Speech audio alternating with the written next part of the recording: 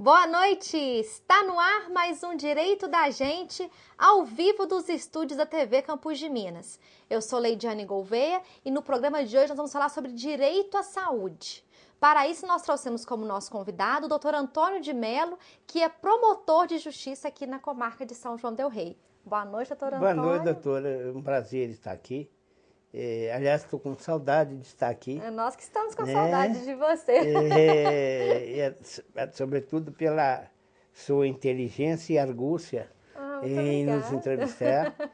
E eu venho aqui, na verdade, não como Antônio Melo, não como Toninho, mas eu venho como um cidadão do Ministério Público que luta bravamente para tentar ajudar um pouco a sociedade são-joanense, da comarca de São João, ainda que isso aí nos custe um preço muito alto.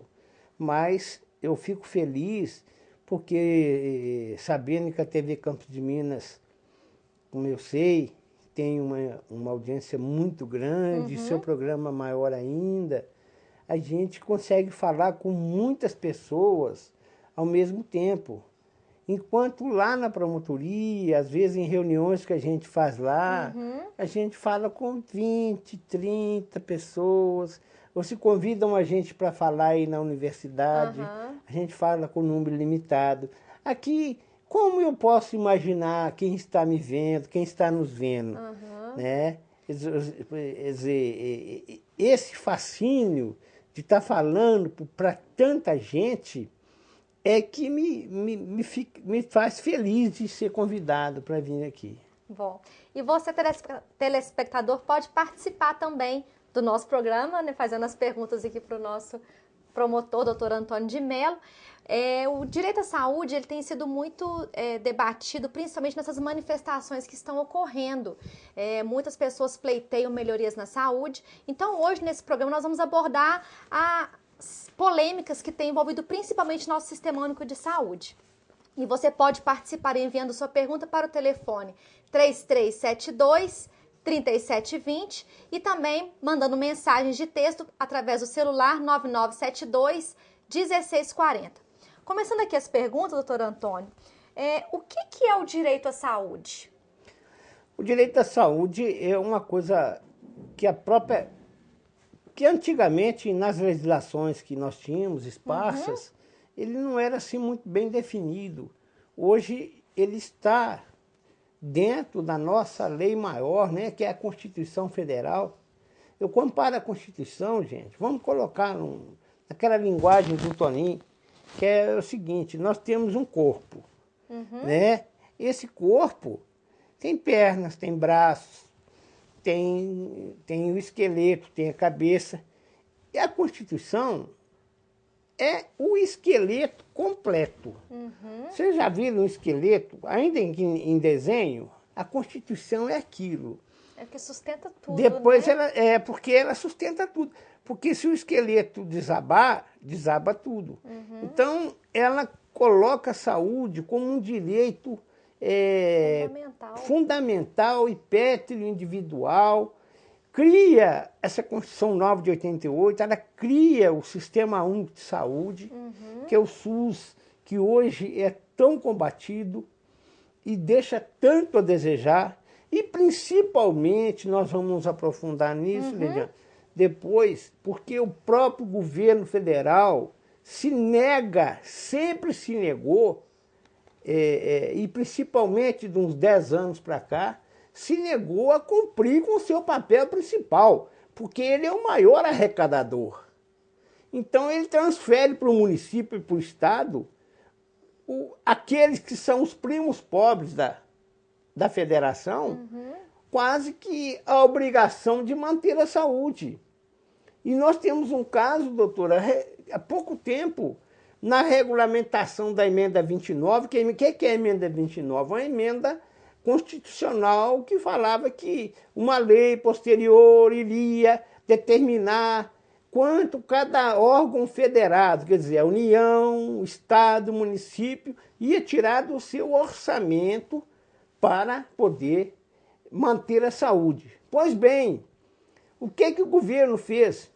o governo, aí que eu falo, dona Dilma, ela fixou os valores do município e do estado e vetou o valor da União, que era 10% do PIB.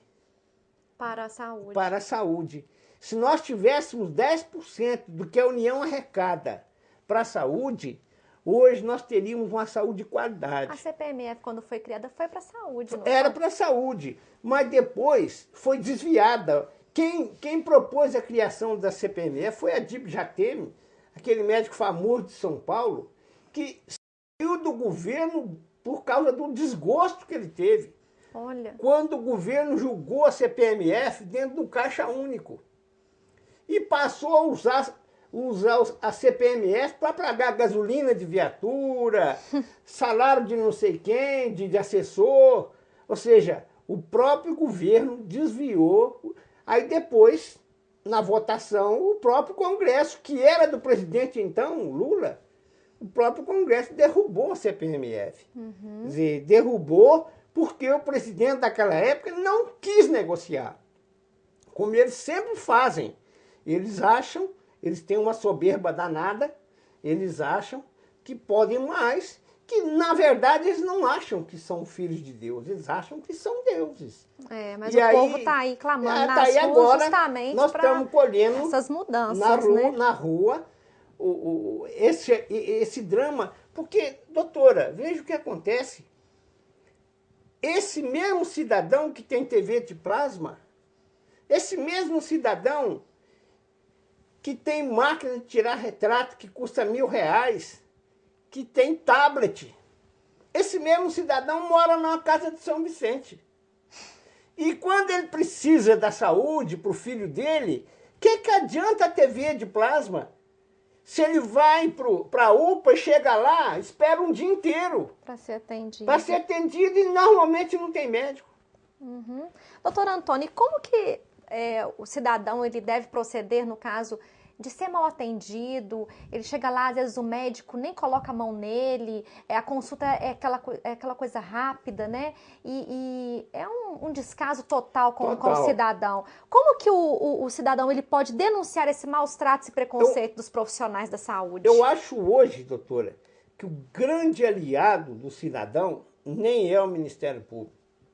É o Ministério Público, mas é a imprensa. A imprensa, político não tem medo do Ministério Público. Agora, hoje saiu primeiro mandado de prisão de um deputado. Foi. Primeiro mandado em 25 anos. Mas eles, entre aspas, me perdoam termos, eles se borram de medo da imprensa. Né? Porque a imprensa tira votos. Não é? Sobretudo a imprensa independente. Então, eu acho que todo cidadão tem que manter o seu direito de indignar-se. E mais do que isso, buscar os canais competentes, sobretudo, busca o Ministério Público, busca, mas nós só temos como instrumento a própria lei, que depende de mecanismos nem sempre eficazes em termos de presteza. Doutora Adriana, que é a promotora que cuida da saúde em São João, esse final de semana ela passou por um sufoco terrível. Dentro da UPA aqui de São João del Rei, tinha um cidadão internado há 4 dias, esperando CTI, vaga de CTI. Aí como é que faz? O sistema não tem. Você não constrói uma vaga de CTI de um dia para o outro. Esse cidadão morreu. Caramba. Ele morreu. É verdade que ele já tinha doença grave, que ele tinha leucemia e tal, mas ele poderia ter uma sobrevida.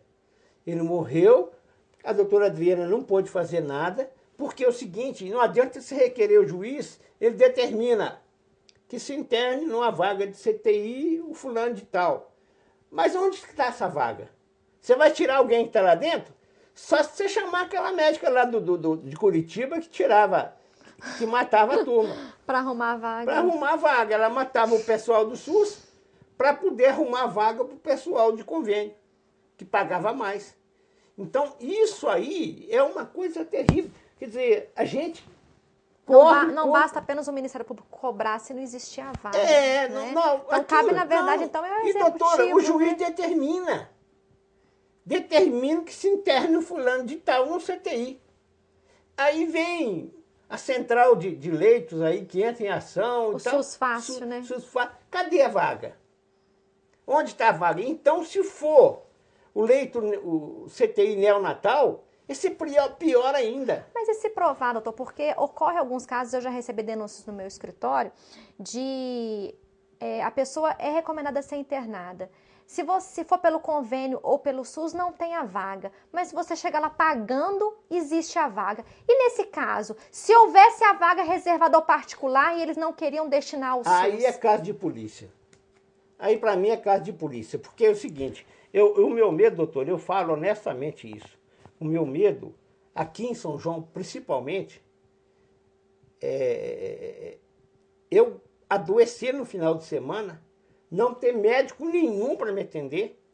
Se cair lá na UPA, aqueles negócios de cor lá de prioridade de atendimento. Atendimento, aquilo ali é uma coisa horrorosa, porque o indivíduo fica lá, se ele tiver um sintoma mais leve, ele vai embora para casa, porque não vai ficar 5, 6 horas, 10 horas lá esperando, não é? Mas é o seguinte, é uma coisa muito grave. Se você perceber, se o indivíduo perceber, e é difícil, porque dentro do hospital ninguém vai abrir o jogo. Ninguém vai falar que uma pessoa que podia pagar foi internada e a outra não foi. Ninguém vai falar. E tem uma outra coisa, doutora. Esses planos de saúde hoje, eles viraram o SUS. Os médicos reclamam viraram mesmo. o SUS. Pagam pouco. Pagam pouco. Não constroem vagas. Eles fazem convênio com os hospitais, com a Santa Casa. Não investem, né? Não investem na cidade. Levam uma bolada de dinheiro. Não remuneram bem os médicos, nem o pessoal da enfermagem. Eles só se enriquecem com isso. Mas é verdade essa discriminação, não é, doutora Antônia? É verdade. Agora, doutora, mas aquela história, nós para corrermos atrás desse prejuízo, aí já é a área do PROCON, né, do plano de saúde, e eles não atenderem. Então, a gente tem que entrar sempre com ações. Sempre entrando e sempre, às vezes, nem sempre contando com a, vamos dizer assim, com a coragem de um juiz. Né? Com a determinação de um juiz para mandar investigar um plano de saúde desse a fundo. A fundo. O promotor, ele é, na verdade, um fiscal da lei e um pedinte. Ele é um requerente nessas áreas assim como advogado. Assim como advogado. Nessas áreas de cidadania. Agora, quem decide não somos nós. Infelizmente. São os juízes. Né? Eu cansei de falar isso, às vezes eu trabalhei, doutor, em vara de família aqui, muitos anos. Eu via pessoas humildes passando necessidade, porque o vagabundo, perdão da palavra, o vagabundo do marido, do ex-marido, deixou a coitada da mulher cheia de filhos. E ele já construiu outra família. Então ele não quer. Ele chega lá no fórum. Qual que é a sua renda? Um salário. Não, quando não fala que eu vivo de biscate. Então, quer dizer, você tem uma lei que te dá tudo. O rei. Doutor Antônio, nós estamos aqui com várias perguntas. A Maria Cleusa da Caeira, ela pergunta o seguinte: eu levei minha mãe no médico na clínica São Lucas. Minha mãe já é de idade e não foi atendida e fomos embora.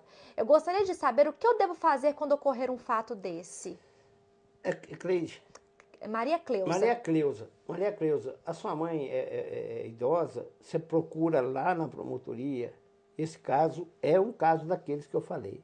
Doutora Adriana.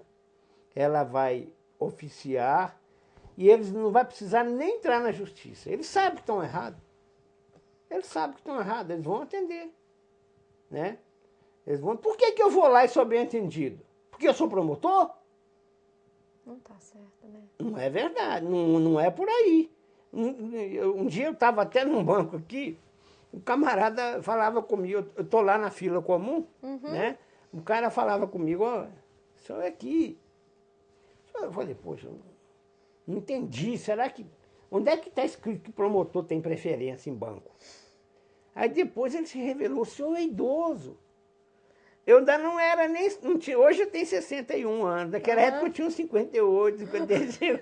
Como que o senhor, doutor Antônio? Sou idoso, tem preferência. Eu falei, então, basicamente é isso. Eu acho o seguinte, o idoso tem um monte de lei que o protege. Se não tratou bem, se não atendeu, procura a doutora Adriana no fórum, ela tem um secretário que é muito bom, que é o João, ele vai anotar a sua queixa, ela entra com ação, notifica essa empresa e se tiver dentro do que a lei prescreve, e deve estar, vai atender de qualquer maneira.